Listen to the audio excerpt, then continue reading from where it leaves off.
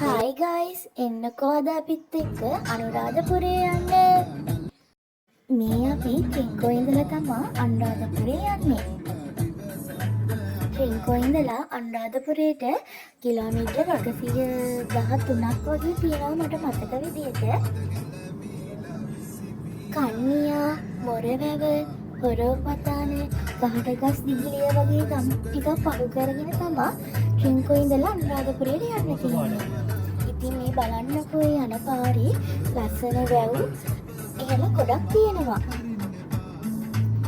ඔයාලා අහලා ඇතිනේ කන්නියා උණුවතර ලින් ගැන.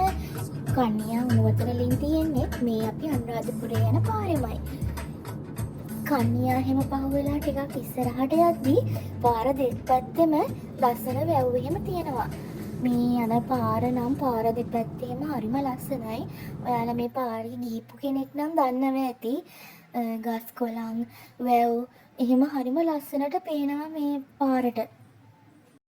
අද ඉතින් අපි මේ අනුරාධපුරේ යන්නේ හස්බන්ඩ්යි මායි අපේ ගෙදර අයයි එක්ක.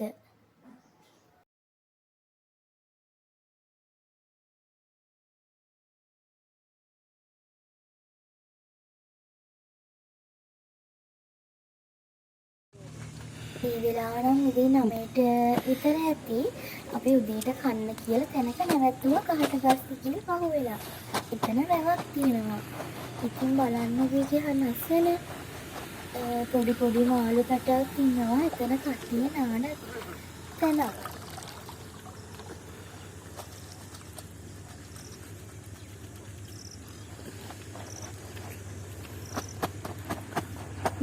කකුල් දෙක වතුරට දාගෙන ඉඳලා ඔන්න අපි ඉතින් නොමිලේම ෆිෂ් තෙරපි ගත්තා.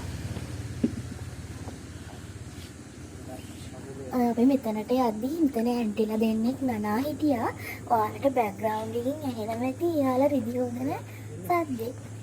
හරිම ලස්සන තැනක්. මං හිතන්නේ ගමේ අය මෙතනට එනවා නාන්න. මෙතනට චුට්ටක් එහා තව නාන තොටුපළක් තිබ්බා.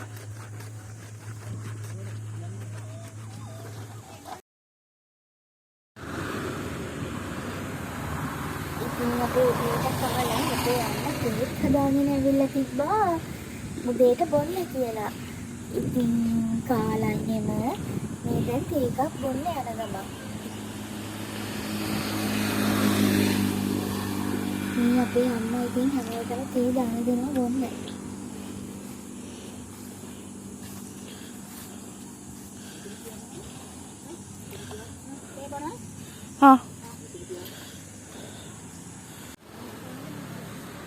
කාටත් කලින් අපේ අම්මා තේ කෝප්පෙ දීලා තියෙන්නේ මෙන්න මෙයාට.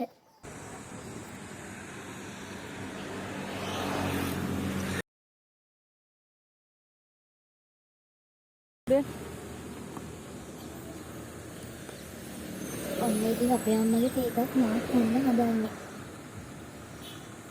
Papi, what? You would? Papi.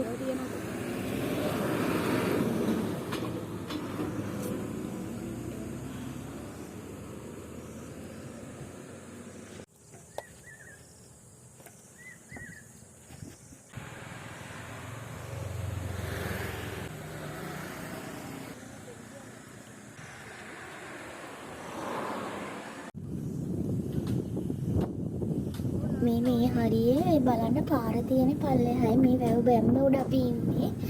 මේ පල්ලෙහා වැවත් එක්ක හරිම සනීප සුළඟක් එනවා මේ හමාගෙන. අපේ අම්මත් ඒ නාන තොටුපළ තියෙන තැනට ගිහිල්ලා බලලා ආවෙනේ.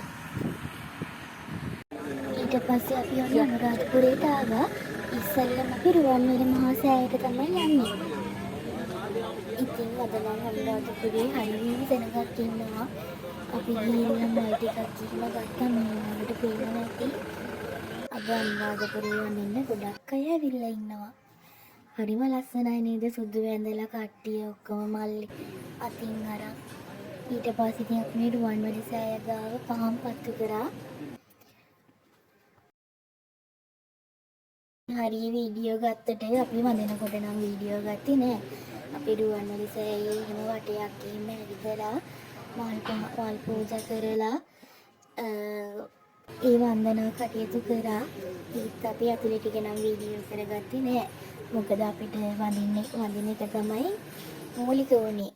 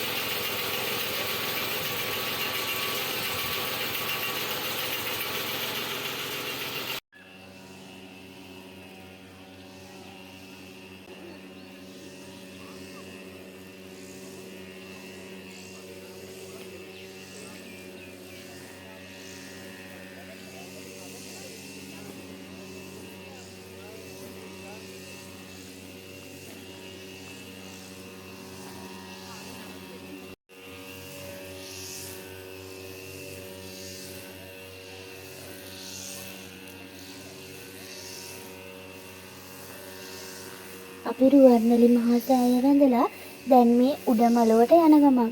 මේ වෙලාවේ නම් උදේ 11ට විතර ඇති. මේ වෙලාවේ අඩිය බිම තියන්න බැරි තරම් අවුව. කකුල් පිච්චි තමයි අපි ගියේ.